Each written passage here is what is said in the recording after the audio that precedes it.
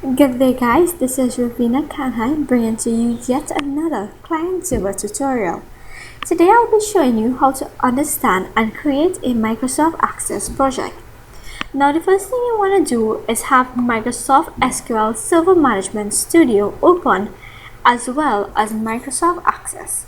Whatever version you have, 2007 and above preferably. Now we want to go to the Server Management Studio first. Here we see the box asking you to connect to the server. Now you want to make sure your server name is correct. If you don't want the server name as it is, you just want to type it in, or you could browse for it.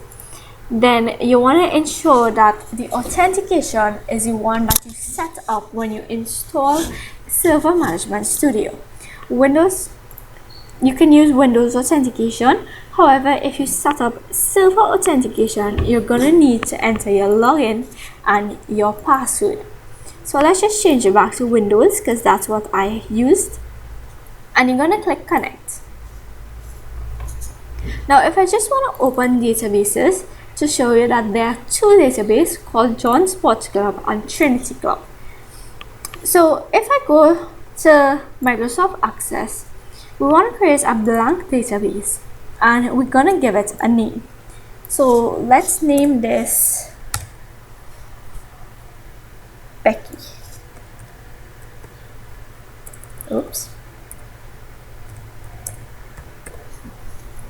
And before you click create, you want to go to click this little folder on the right, and here you'd see where you want to save the file. Now we're going to save it as a Microsoft Access project, and you're just going to click OK.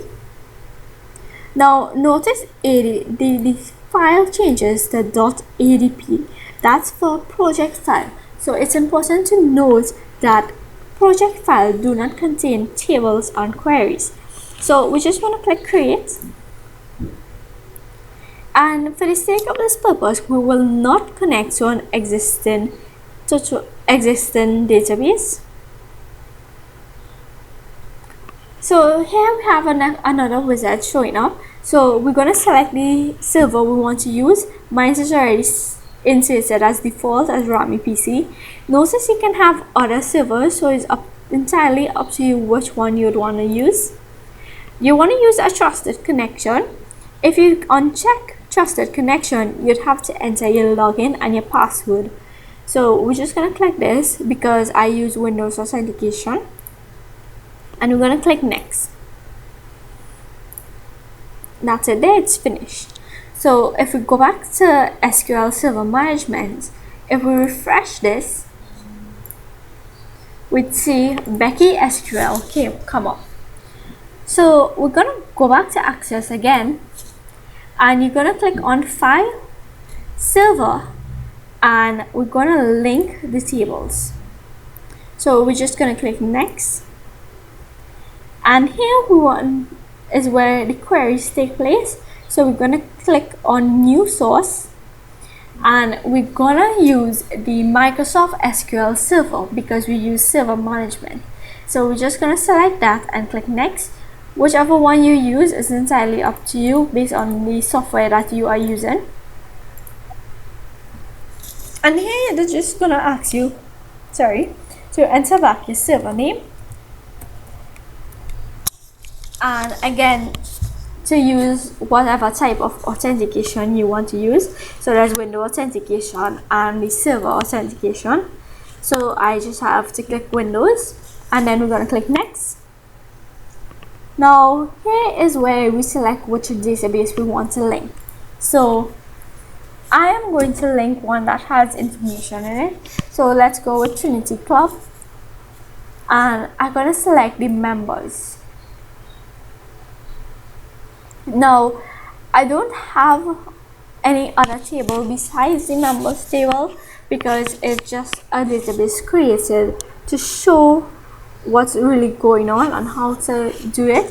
So if you have more here, you just select which one you want and you click Next, and we're just going to click Finish.